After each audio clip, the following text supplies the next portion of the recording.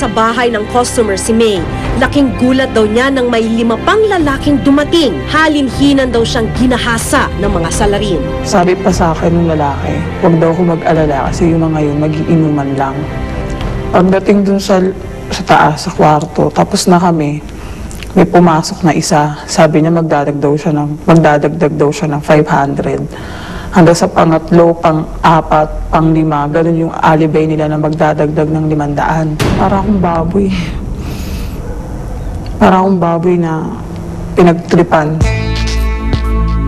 Ang masaklap, tinakasan pa raw siya ng 6 na lalaki. Walang natanggap si May ni isang kusing mula sa mapait na karanasan.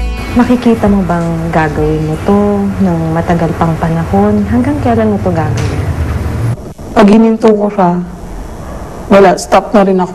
Stop na rin yung studies ko, kaya hindi ko talaga kayang... Kahit minsan pagod na pagod ako, tapos kakailanganin kong pera. Kahit sawa na rin kasi ako sa gimmick eh.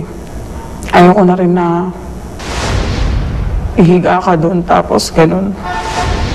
Eh wala naman akong choice. Dalawa lang sina May at Lee sa tinatayang 3 hanggang 500,000 commercial sex workers sa Pilipinas.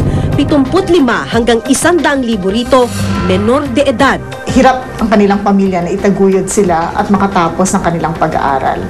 Kaya madalas din, itong phenomenon ng pagpo-prostitute ay nangyayari tuwing magkakaroon ng examination o magkakaroon ng bayaran sa tuition fee kapag kasimula ng semestre. Paramihin pa yung scholarship sa kolehiyo o kaya sa vocational para nang sa ganon ang ating mga kabataan ngayon, which is pinakamalaking bahagi ng ating populasyon, ay magkaroon ng productive and fruitful engagement nang hindi sila mapunta dito sa mga maling pamamaraan ng paghahanap buhay.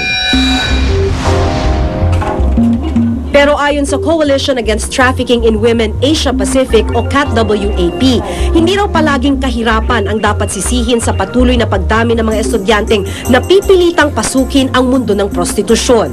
Isang mahalagang tingnan kung bakit ito tumatagal ay dahil doon sa mga maling solusyon din ng mga pamahalaan. Ang nangyayari kasi, ang patuloy na pinarurusahan ay yung biktima na.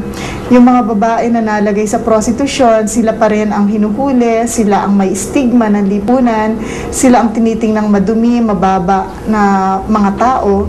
Pero yung mga nagbebenta sa kanila, yung nagbubugaw sa kanila, at kahit itong mga bumibili sa kanila, ay walang kaparusahan. Sa revised penal code, ang mga commercial sex workers ang nilalayong maparusahan. Ito ang gustong baguhin ng CATWAP. Isa sila sa mga nagtulak ng anti-prostitution bill. Naglalayo nitong maparusahan ang mga tumatayong pimp o bugaw, maging ang mga customer sa iligal na kalakaran. Pero matapos ang 9 na taon, nakabinbin pa rin ito sa Kongreso hanggang ngayon.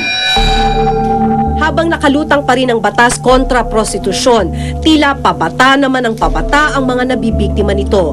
Tulad na lang ng 14 na taong gulang na dalagitang itatago natin sa pangalang Raysen. 3rd year high school siya ngayon sa isang pampublikong paaralan. Bukod sa kahirapan, pangungulila sa magulang ang itinuturing niyang ugat kung bakit maaga siyang napasok sa gawaing ito. 1 month pa lang po ako, namatay na po yung nanay ko. Tapos, natang 14 years old po ako, nag-asawa po papa ko ng bago. Hindi naman po kami magkasundo ng stepmother ko. Pinipilit ko pong hanapin yung nanay ko. Ang sabi po nila sa akin, patay na po. Pero wala silang may pakitang puntod. Isang kaibigan daw ni Raysen ang kumumbinsi sa kanyang gumimik o magbenta ng panandaliang aliw. Bagamat ayaw niya raw noong una, nalaman na lang niyang nakadikit na pala sa blue book ang kanyang larawan. Akala ko naman po, hindi po nila ipapaprint yung picture ko doon. Sabi po nun may kukuhanin lang siya. Pinaprint niya po yung picture ko. Tapos po, dinikit po nila sa blue book. Pinasulat niya ako nung sa pinitan. Bigla pong meron tumatawag sa akin. Dahil sa 2 hanggang 5,000 pisong kinikita ni Raysen kada customer, naengganyo na rin siyang ituloy ang pag-gimik. At sa kanyang murang edad na 14, nabuntis si Raysen. Pero hindi ito kinaya ng kanyang murang katawan. Bigla na lang po kasi akong dinagunan. Kasi po, ang sabi po kasi sa akin nung nagpa-check up ako, mababa daw po matres ko. Ayon pa sa CAT WAP, maililigtas daw sana sa bitag ng prostitusyon ang mga katulad ni Raisin kung sapat ang ginagawang pagbabantay ng mga pulis sa ganitong kalakaran. As of now, wala po kaming natatanggap na tungkol sa issue po na yan sa Blue Book about prostitution. Kung ang informasyon ay nakarating po sa amin at may nagreklamo, yun po lang yung time na magre-responde kami. Ang masaklap, imbes na protektahan daw ang mga biktima, sinasamantala pa umano ng ilang mga pulis ang kasalukuyang batas kontra prostitusyon. Mahuhuli sila sa taas ng mall, sabihin bagaan siya pero patusin palit ulo lang. Pag babaeng nahuli nila, gusto nila lang galawin, pagnasahan. Pag nalaman po namin yun, iinformahan lang po kami kung sino yung pulis na gumagawa nun at nang sa ganun ay mapaimbestigahan po natin at magkaroon ng tamang kaparusahan. Magandang kinabukasan ang pangako ng puspusang pag-aaral. Pero kung mismong mga estudyante na ang naisasalang sa prostitusyon, tila nagiging malabo na ang bukas sa umpisa pa lang.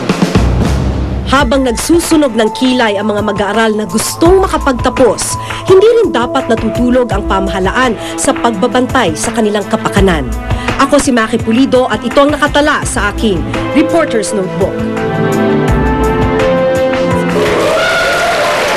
House Resolution 1089 impeaching Ombudsman Maria Residutas Navarro Gutierrez for the trial class is hereby approved.